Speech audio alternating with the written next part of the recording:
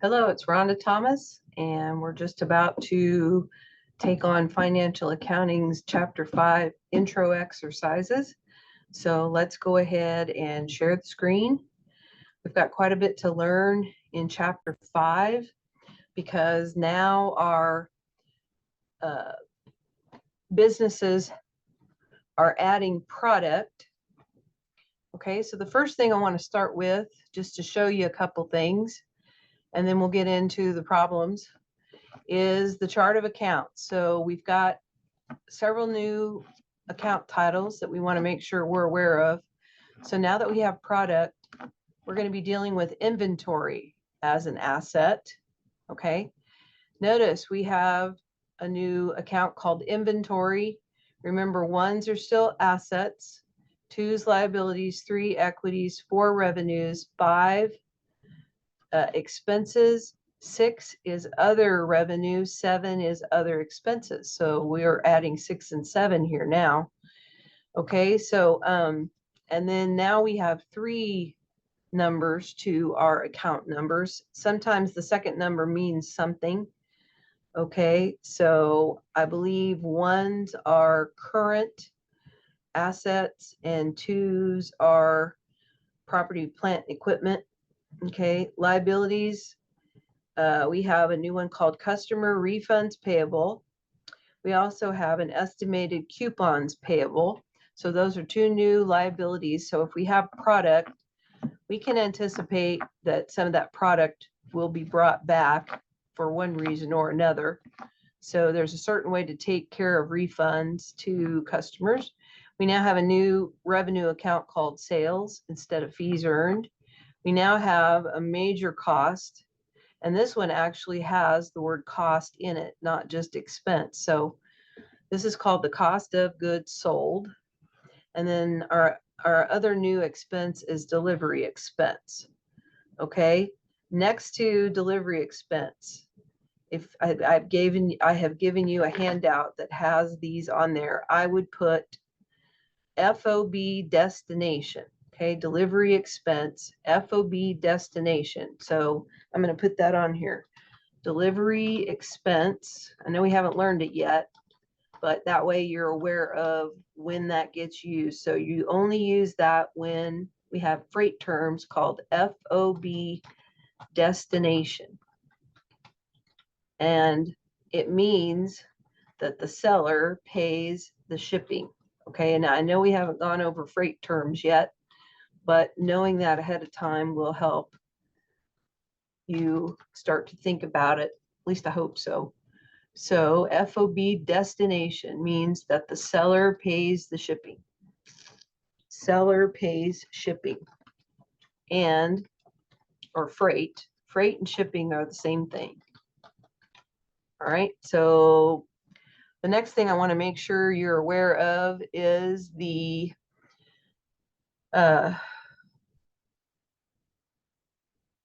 way that this new retail business or having product affects the financial statements.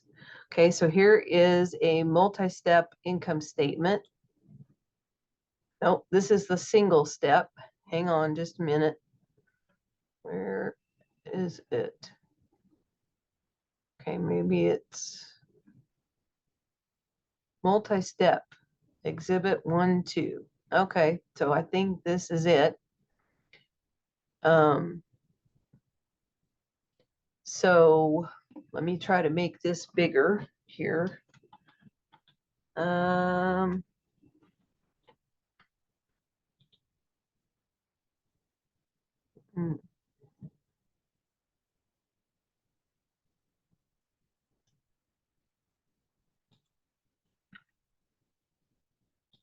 Okay, so here is a multi-step income statement.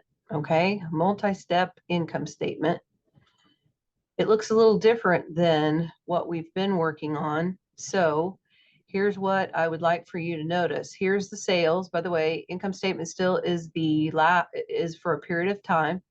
Sales is always at the top, just like fees earned was. But immediately following sales is one account called cost of goods sold. and it gets subtracted. Not all income statements show that this has a negative to it.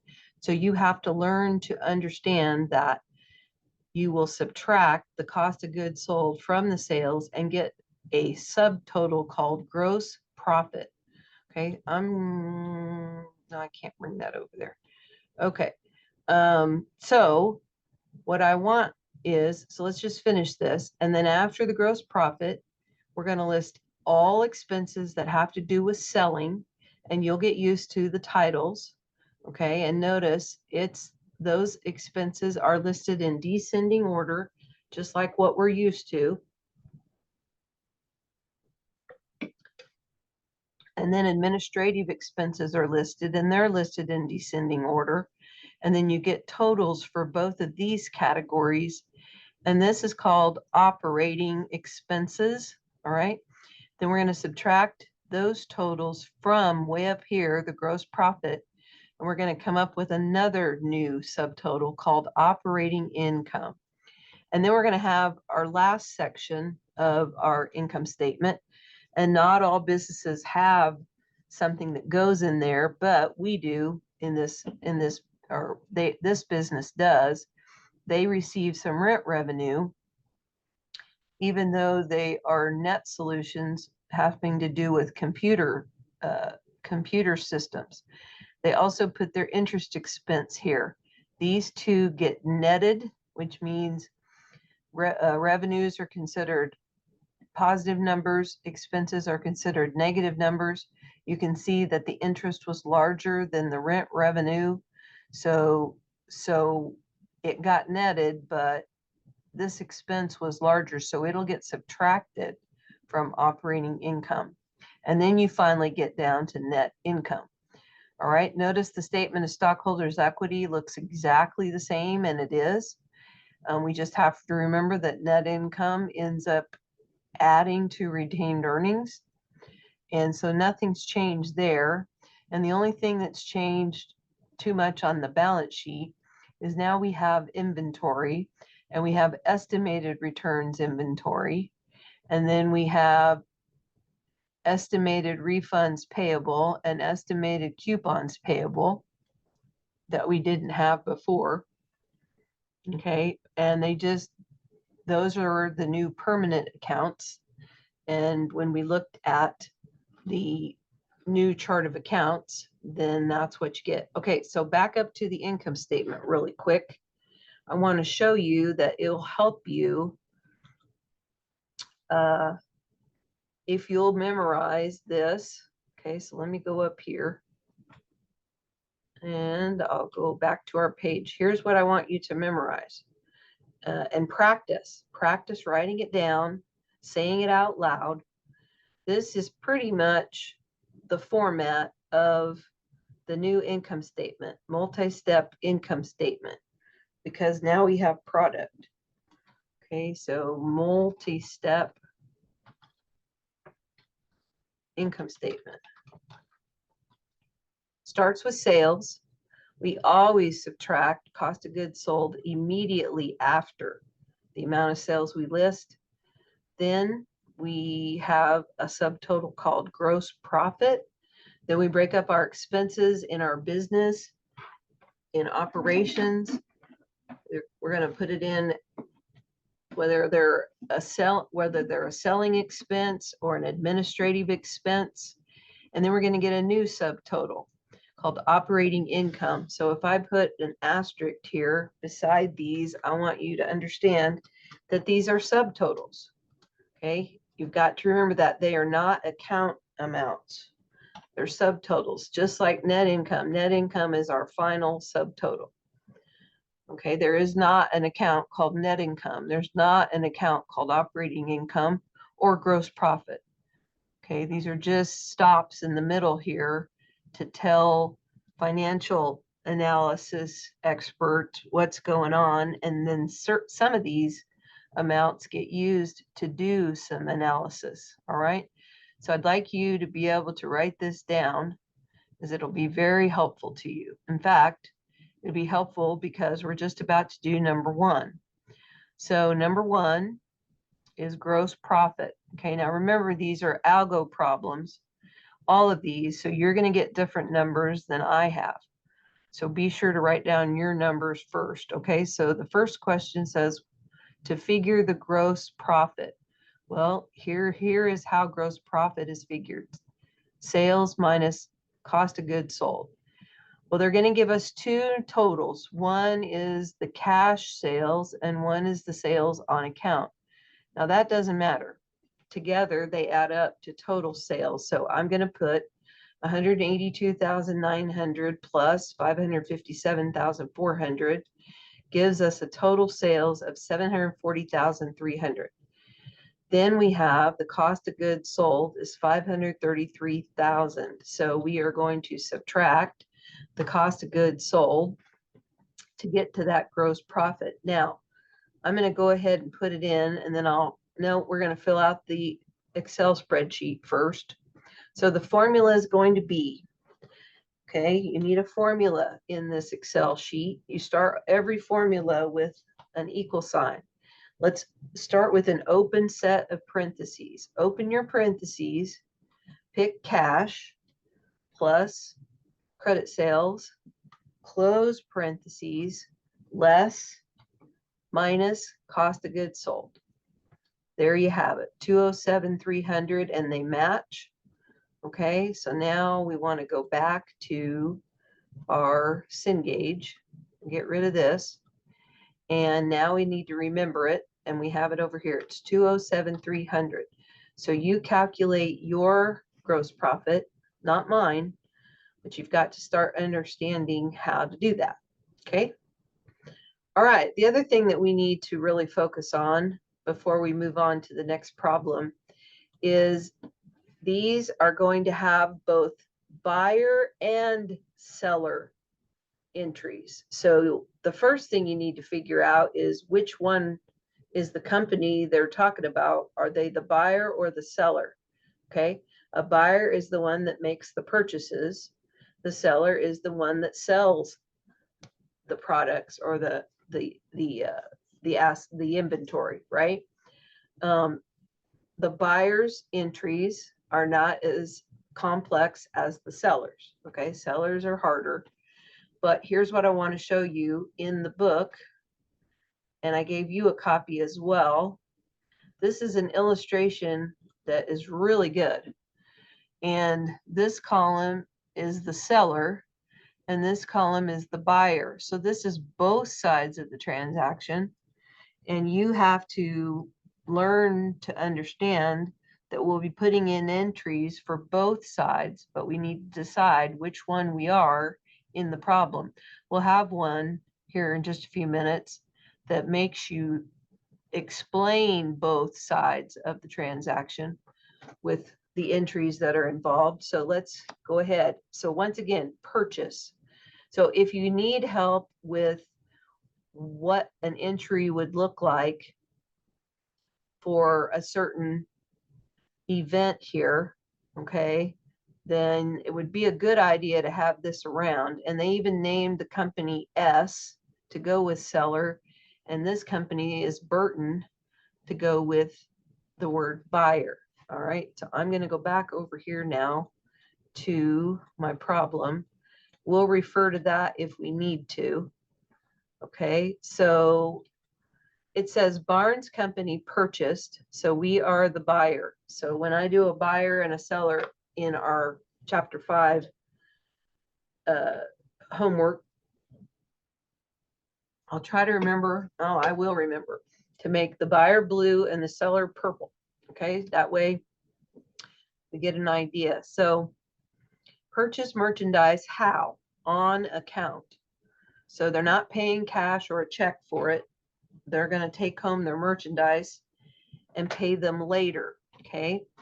Now you need to learn what credit terms are. Credit terms. So what this means is this is the seller here and this is the buyer, but this side of the transaction is based on the buyer's side. Okay.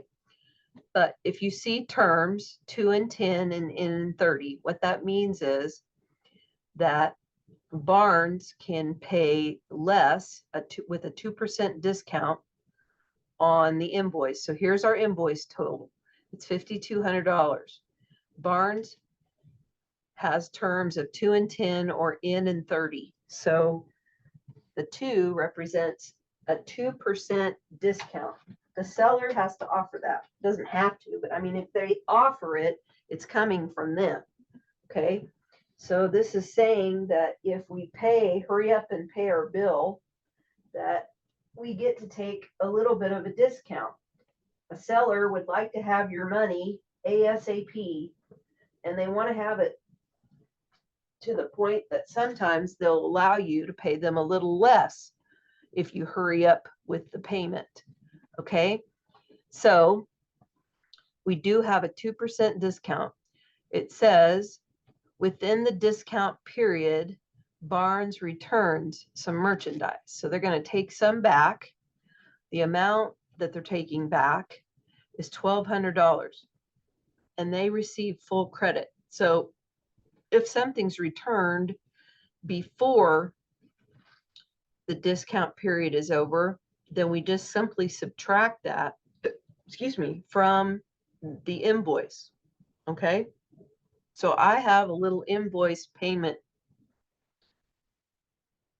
template here that works out pretty good. So what you put here, so I would put down invoice total on your notes of $5,200. We have Barnes had a return of $1,200, and they returned that before they paid for this merchandise. So I got $1,200, and you subtract the return from the total, and now Barnes is down to an invoice of $4,000. Is there a discount? Yes, there is. How much is it? Okay, the percentage discount is 2%.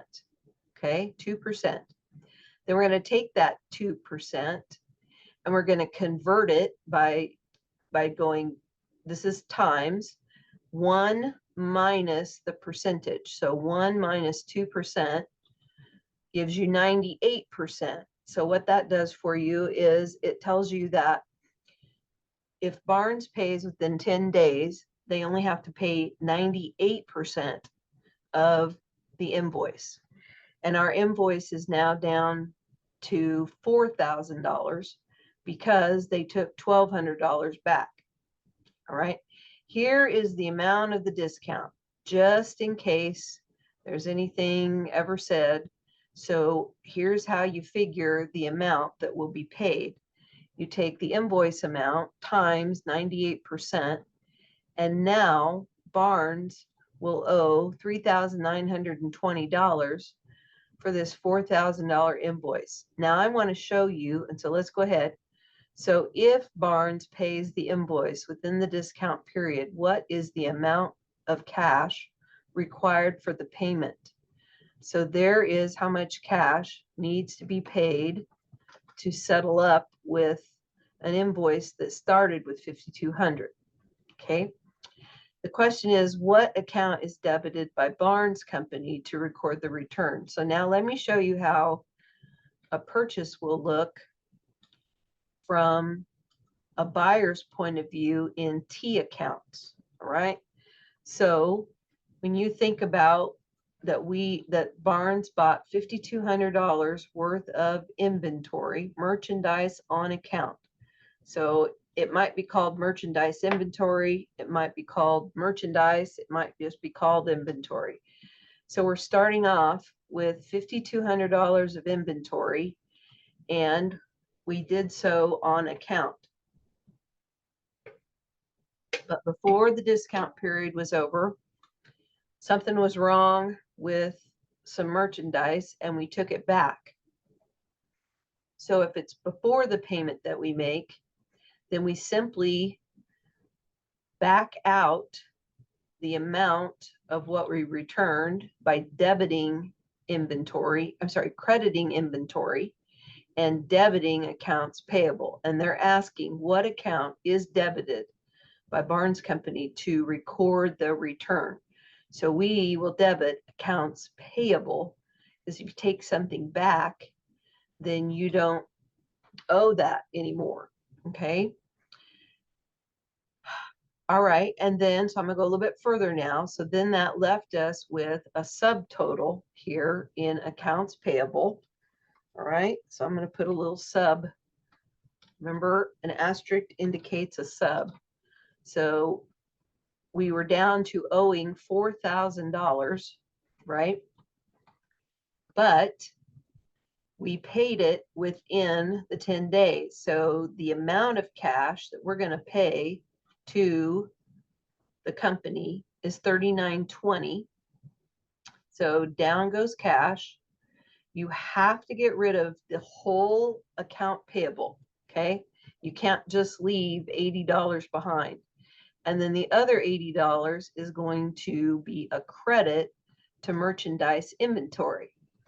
And when you do the math here, what was $5,200 with a return of $1,200 and a 2% discount of $80 leaves us with inventory that's worth $39.20. And that's why we paid cash of $39.20. Okay, so I just wanted to show you this, even though they're not having you work this problem that way. Okay, we're going on now. Now it's time to look at a couple of things from a seller's point of view. Okay, so we got the seller hat on now, and I've got some T accounts here to represent what's going on. And then we're going to put the journal entries in based on what we decide in our T account. All right, so it says sold merchandise. How? On account. Okay, that's going to involve accounts receivable.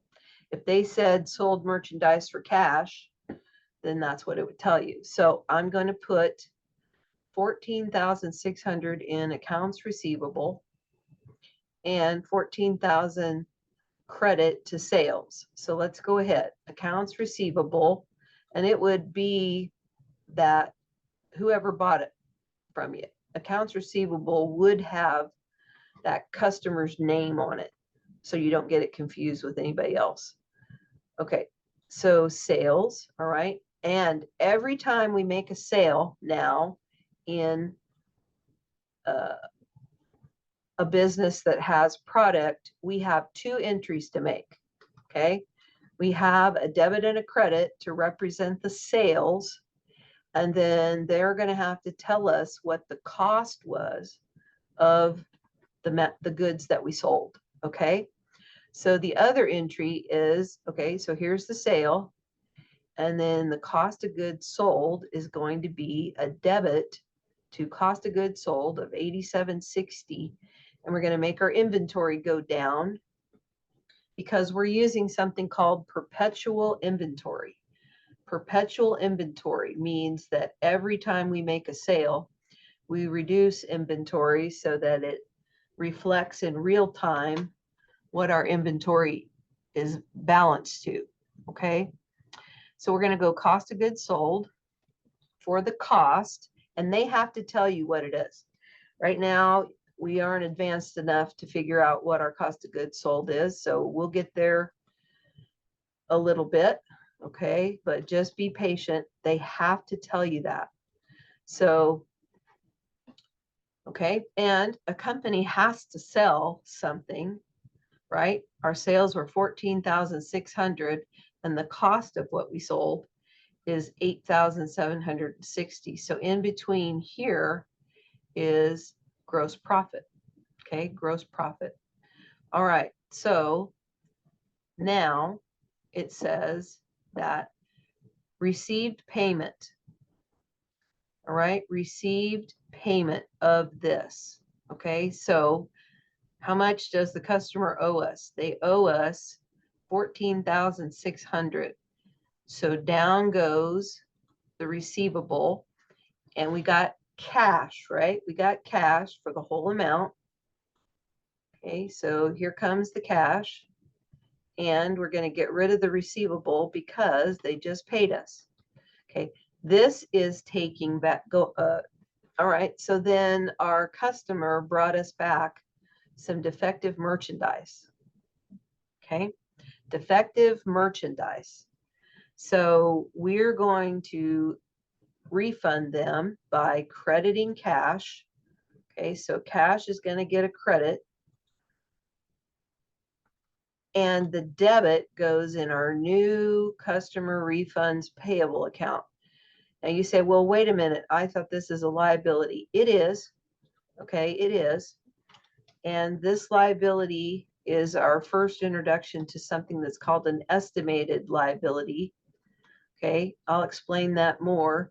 But all we know is that cash went down for what we paid them. We have to debit something, and what we will debit is the customer refunds payable. So this might be something you'll want to memorize. Okay, I know sometimes it takes me a little time to remember how all this works, because this is a little different than the way I learned the accounting. Okay, so, all right, the next one then is to learn some freight terms. Okay, so we learned a little bit about how to figure an invoice, and now we're going to learn about freight terms. Okay, so here is this little picture from the book that helps to look at. So there are two terms that you need to learn. One's called FOB shipping point, and the other one is FOB destination. So what this means is, and the majority of what we deal with is FOB shipping point. Okay, so what that is that means that the buyer pays the shipping. Okay, not the seller. So if it's FOB shipping point, FOB shipping point. So I'm going to put that right here, and this, you have to memorize this. Okay, FOB shipping point, SP. That means the buyer pays shipping. Okay, the reason why it's called FOB shipping point is that this freight, once it leaves the seller's dock, the title of the freight passes to the buyer. Okay, so I'll put title, right? Title of freight passes to buyer at the shipping point. Okay, at the shipping point. So it really belongs to the buyer once it leaves. Once it is shipped, it becomes the buyer's, and because it is the buyer's, the buyer has to pay the shipping. Okay, the opposite is true for FOB destination. Okay, so let me walk you through this real quick so that you kind of get it in your mind. So now this one's called FOB destination. FOB destination. Okay, this means that the seller pays the shipping. Seller pays shipping. Okay, so if the seller pays the shipping, then the title of the freight passes to buyer at the destination. So if you look at this picture again, this is FOB shipping point. Here's the seller, right? So if the terms on the contract say that it's FOB shipping point, at the shipping point is where the title passes to the buyer, even though it hasn't gotten there yet. All the stuff, everything that's in this truck that's coming to the buyer belongs to the buyer. So they're going to actually increase their inventory for any freight that is required to be paid for any inventory, for any purchases they make. Okay, this one doesn't happen near as often, but it does happen once in a while. FOB destination means the seller pays the shipping. I introduced you to that delivery expense account. Okay. So delivery expense account is used only when the seller pays the shipping. Delivery expense account is debited for shipping. Okay.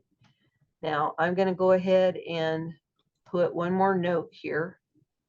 I would recommend you write this down. So then inventory is debited for inventory is debited for shipping. So when the buyer pays the shipping, they simply add it to the inventory because that's what it took to get the inventory to their door. Okay. And it's included in what they purchased. All right. So now let's go through these freight terms. All right. Going back to my little template here. Invoice payment calculation. Let's go through what this says. We have two invoices here. And we have to identify several things. First of all, what is the invoice amount? $5,200. So put invoice total $5,200. It says, assuming that credit for returns and allowances are received prior to payment and that all invoices are paid within the discount period. So we've learned about discounts now. So this first invoice is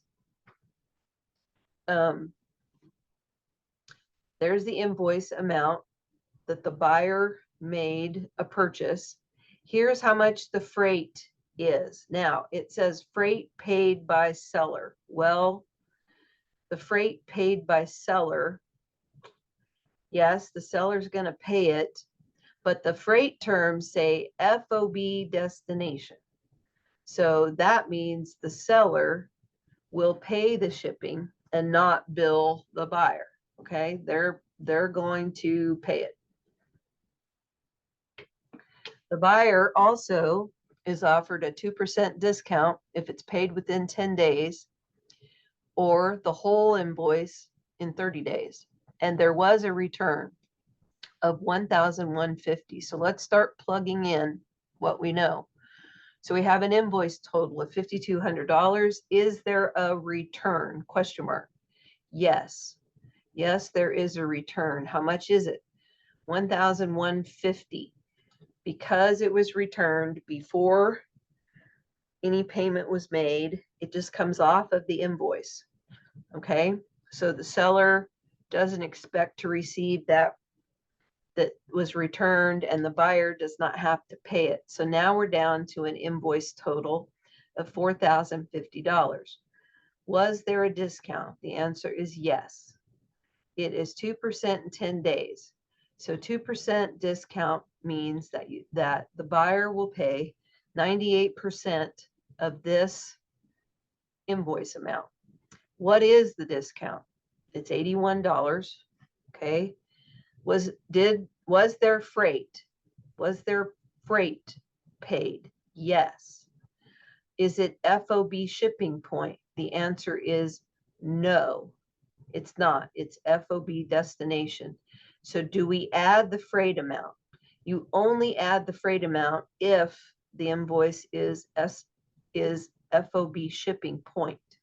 Okay.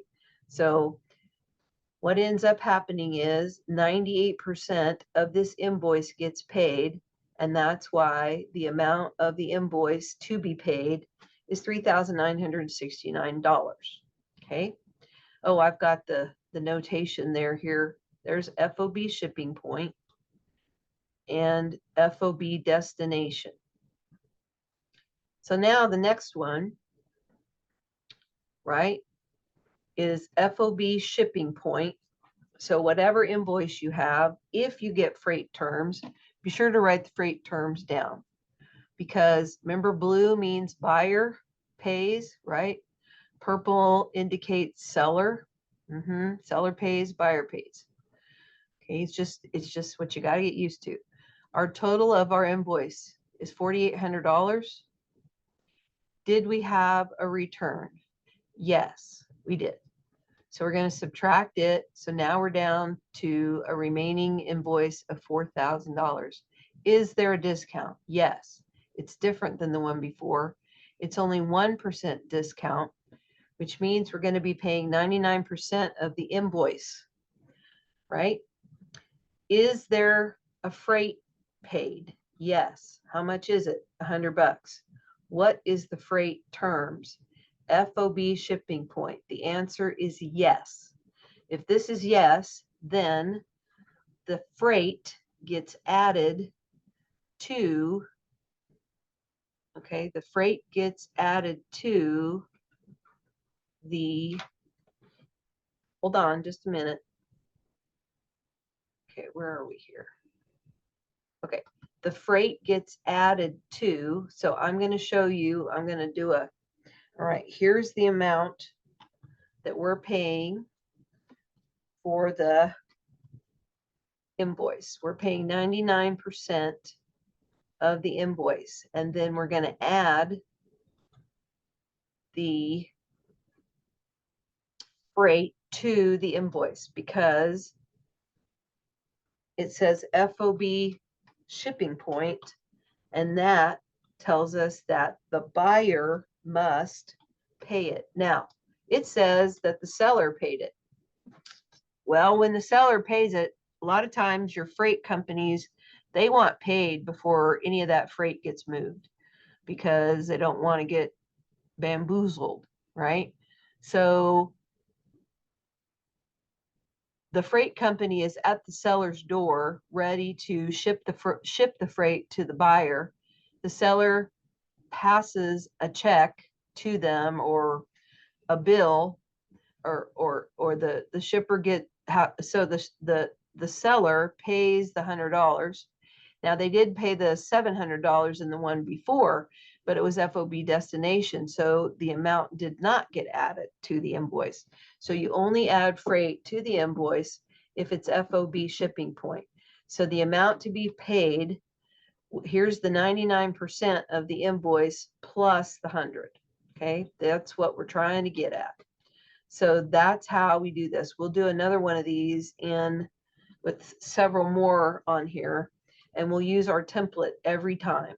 Okay, you must do it in this order unless the return happens after the fact. But we already did one return after the fact, and that was up here where they paid the bill, and this was from the seller's point of view. They paid the bill, but then a refund happened, and so you just simply pay the refund and use that customer refunds payable. All right, let's keep going. We're ready for our next one now. We're going to be using perpetual inventory. We'll do a whole chapter on inventory as we get a little further into the book. So this one is a little bigger. Let's make all of these show up stacked underneath. Okay, perpetual inventory. What that means is that the company continuously updates the inventory balance. Okay, there is another inventory system called periodic, but it's not used near as much as it used to be in business because of computers. And so we really want to know what our inventory balance is at all times, the best that we can, so that we can sell it based on what's in there. Okay, but sometimes inventory changes, and what it says in the computer is not necessarily what it physically counted comes up to be. So the difference between what the inventory balance says in the accounting ledger says and what we physically counted. So inventory has to be physically counted at least once a year for businesses that use GAAP. And when they physically count it, they have to come up with the value of that physical count. So you say, what's causing the difference? It's called shrinkage. Shrinkage. Well, it could be theft. It could be shoplifting. It could be employee theft. It could be that somebody used an item and it didn't get accounted for. Maybe a sale was made that didn't get accounted for. So anyway, when we physically count it, we compare it to what's in the balance, and the difference is what they call an adjusting inventory to adjusting entry to inventory. So if we leave this here and don't recognize that really our inventory should be brought down to what we can physically count, then that asset continues to be overstated. And over time, that overstated is going to get bigger and bigger and bigger. Okay. So inventory needs to match up with what is physically counted. So let's get started. The inventory account has a balance of $713,650. I have that in inventory.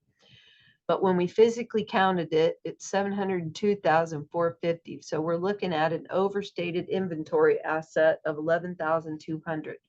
So we need to make inventory go down. So inventory is going to go down by a credit. So now the adjusted balance will now have the 702. So if you take what the beginning balance was and subtract the adjustment that we just made, there's that new balance, right? But when we credit this, we have to debit something. And when we shrink our inventory, we actually add more cost of goods sold because we must have missed it somewhere, but we don't have that merchandise. Okay, so let's do that entry. All right, this is an adjusting entry. So this is going to be December 31st.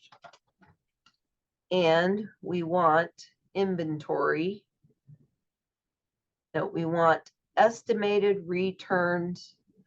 I just said it wrong. We want cost of goods sold.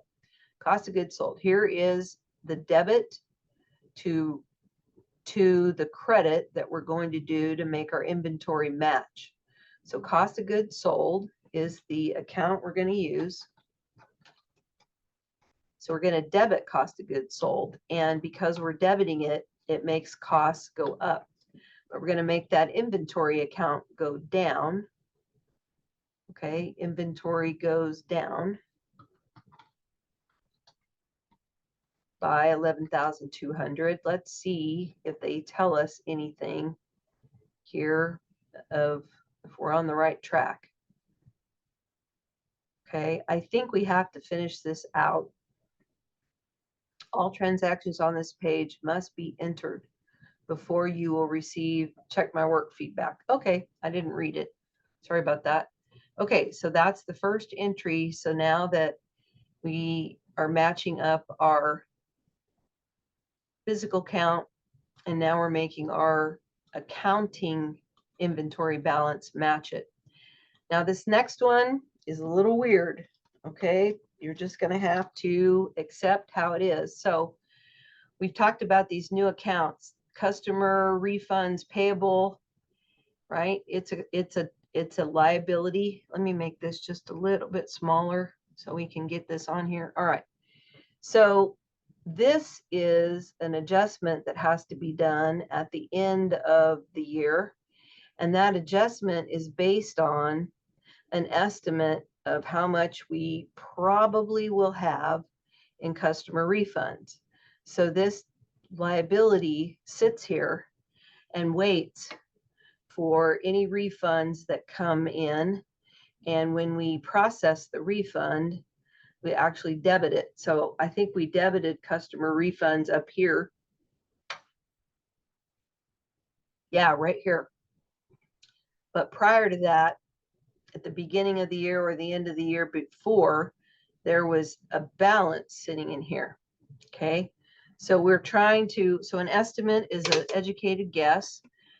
An estimate of a refunds payable, customer refunds payable, is going to be based on the industry standards, what the history was, what's it been, maybe even some economy variables. So anyways, things could be, that's the amount that we expect. And once again, it's an estimate, so it's not going to be perfect. Okay, we'll bring things in on this side and see how good of a guess we made. Okay, so we're going to put in here a debit. Okay, so here's the weird part. We hardly ever debit sales, but to put this estimate in here, we're going to make our sales go down. Okay, so we're going to make sales go down by the amount they set. And don't worry, you'll never have to figure out what that amount is. Okay, and then we want customer refunds payable.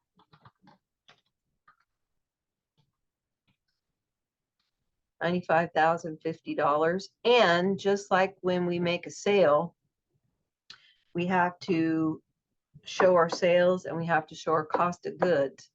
So when we're thinking about a customer bringing something back, then we've also have, and that's why they said that our cost, right? Here's how much in sales we think are going to be refunded. And then those refunds that come back are going to have an estimate too of the cost of that. Okay, so I know that's probably hard to get, but so what we're going to do, and it says 46,450. Okay, 46,450. So we're going to put 46,450 in this new estimated returns inventory.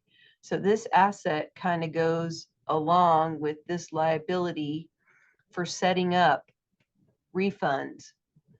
So one says customer refunds and one says estimated returns inventory, because we're refunding the customer in this scenario, or we're setting up a liability where there's money set aside, kind of to refund customers when they bring stuff back. But we also have to account for that based on our costs. So the cost of that refund is going to go in as a debit to estimated returns inventory. That's an asset. And the offset will go as a credit to cost of goods sold. Okay. Now this one is weird because we very rarely credit an expense, but we will for this. Okay. This is, like I said, this is a little tough. All right. So now we want a debit to estimated returns inventory.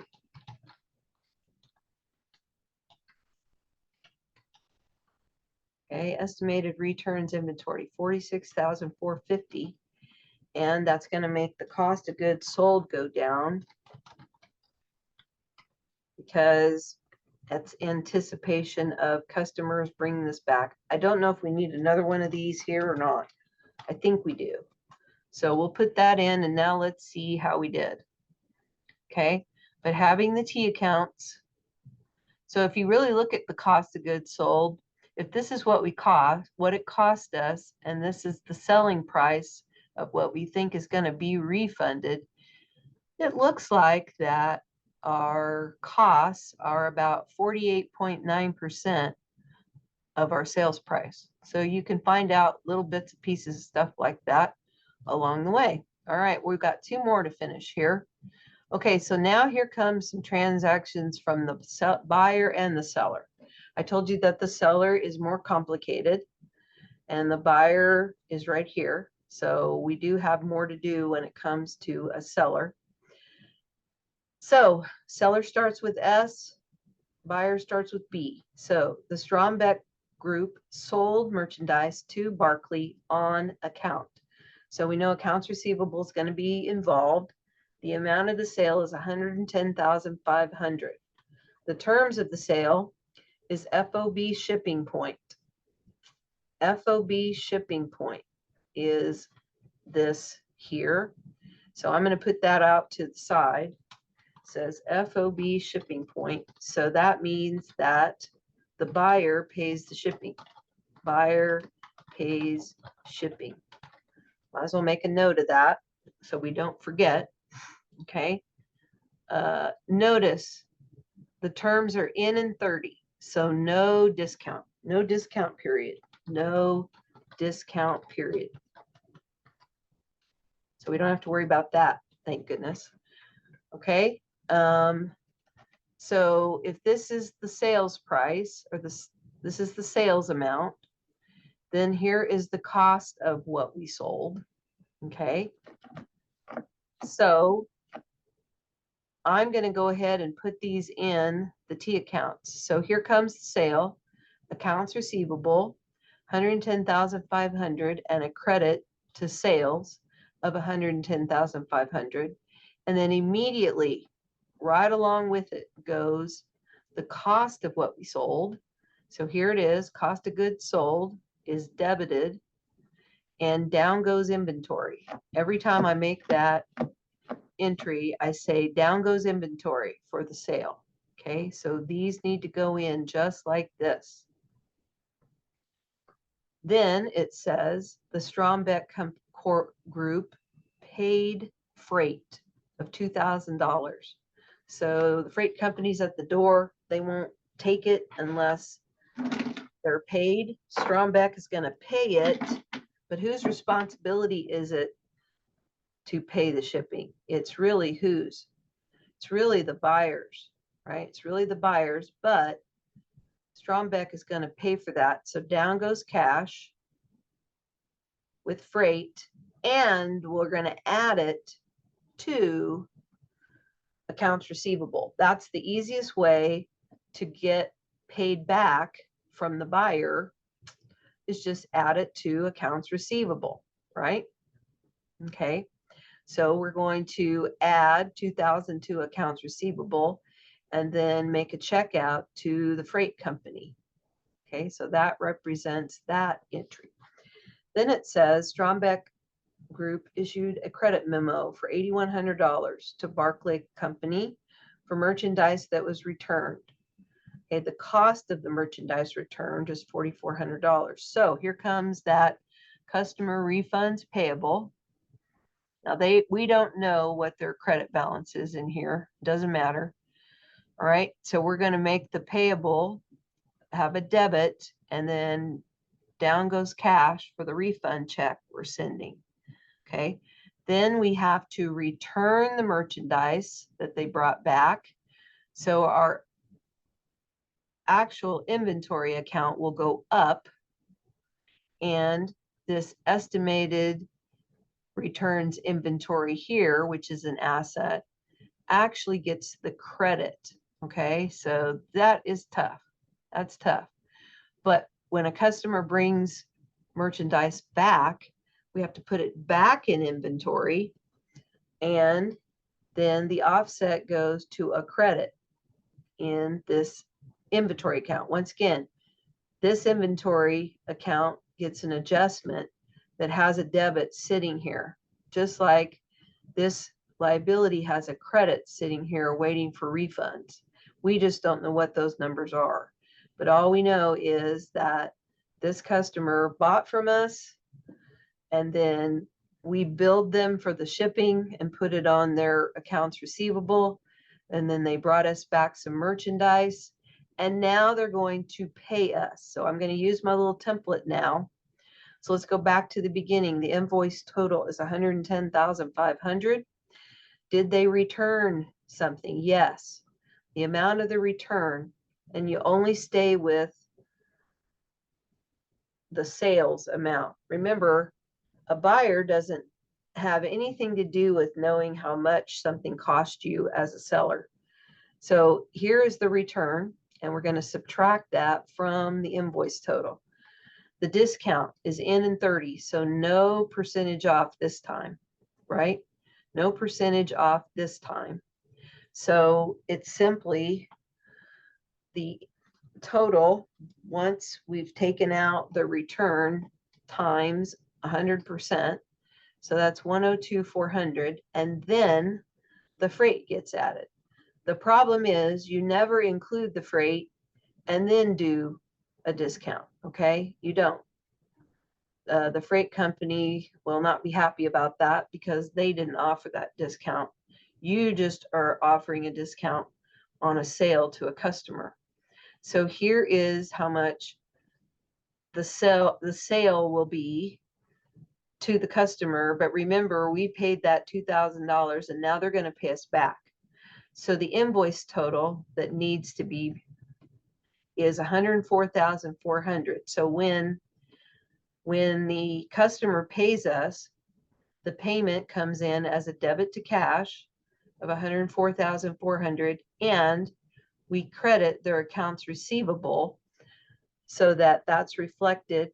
And now accounts receivable has 0. And now we're finished with the sale. So this is from the seller's point of view. Okay, now let's go down and look at it from the buyer's point of view. The buyer's point of view. All right, so now be careful. The buyer's point of view is the sale, and they already know that the terms are FOB shipping point. Okay, they know they're going to be paying the freight. So they don't mess around. They just go ahead and put that whole total in. That's the invoice and the freight. Okay, that's the invoice and the freight. Okay, so purchase of inventory, that's what we're buying, of $112,500. And then we put that in accounts payable for the purchase. Okay, because we didn't know we were going to take something back yet. Okay, so now it's time to take back $8,100 worth of inventory, right? So basically you just reverse it. Okay, you make accounts payable go down by the $8,100, and you credit inventory because that merchandise was defective. So we actually have less in inventory now. So if you want to know how much that inventory is worth right now, okay, that is the $104,400. That's how much it's worth. Okay, once we're finished with the credit memo. So then we look over at accounts payable when it comes time to pay. I think we have 30 days, right? The whole thing's due in 30 days. Here's our subtotal here for our accounts payable. I already did that one. So we look here and we go, ooh, we need to pay this. We need to pay this. So down goes cash with a credit, and the debit goes to accounts payable, and now accounts payable has 0. Okay, this takes a little bit of work. All right, the final one is another ratio analysis problem. This is called asset turnover ratio. So what we have is 2 years side by side. The most current is on the left, and the formula for this ratio is, it's called asset turnover ratio. Okay, ratio. I know I got an I missing. Oop. Okay, so you take sales and you divide by the denominator. The denominator is average total assets. Okay, how do you do an average? You add 2 numbers together and divide by 2, or however many numbers you're given. You add all those numbers together and divide by the number of numbers. Well, so we've got a spreadsheet going here. So let's see what this is about. Same numbers. So here it is, so you can see it. Okay, so a turnover is just a number. It's not a percentage. It's just a turnover ratio. So what this is saying is that we've sold 2.9% of, we took our assets, right? Assets are something of value. Let's go ahead and calculate this first. Sorry about that. So let's do the turnover for the year before. Let's go equals, open parentheses. No, we don't need open parentheses. Hang on. Equals sales divided by, now we open parentheses. Open parentheses, and we're going to take, and actually we need 2 sets of parentheses. we're going to take beginning assets and ending, close the parentheses, and then divide by 2, close parentheses. Yep. So that algebra that you said you wouldn't use, here it comes a little bit.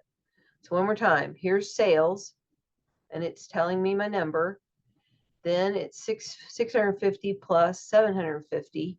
Those two added together divided by 2. And you get 2.8. And that's where I got the 2.8.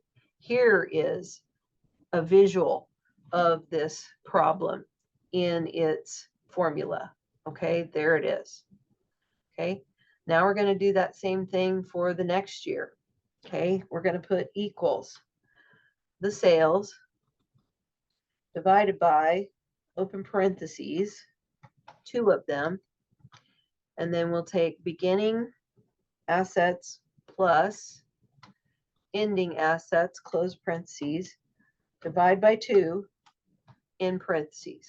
Okay, so there's your 2.9, and this is a visual of that formula. I guess I need to set a parentheses here and here. So I guess I really need that. Let me try to make this as accurate as I can. I'm really not used to putting in formulas like this, but that's how our brain has to think. Okay, and once again, this is the denominator. This is the number that you divide by. Okay, so what this is saying is that here's our assets that we buy, and you can close this now. And you can put those numbers in, 2.90, and be sure to 1 decimal place. So I guess I put them in with 2 decimal places, and it took it. So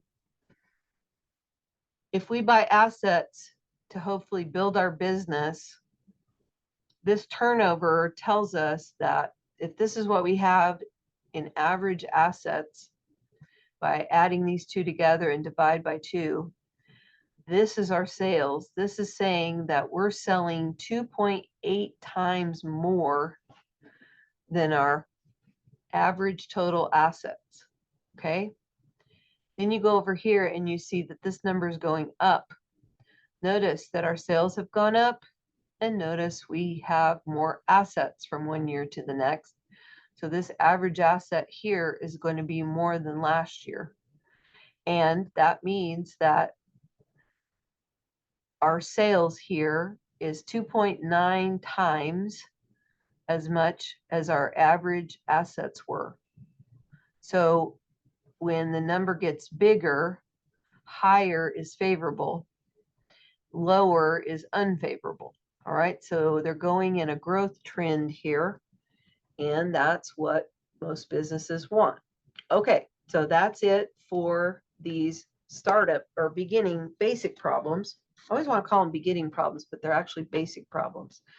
So there's quite a bit here, and please stay tuned. I will have the other video up and going by Saturday morning.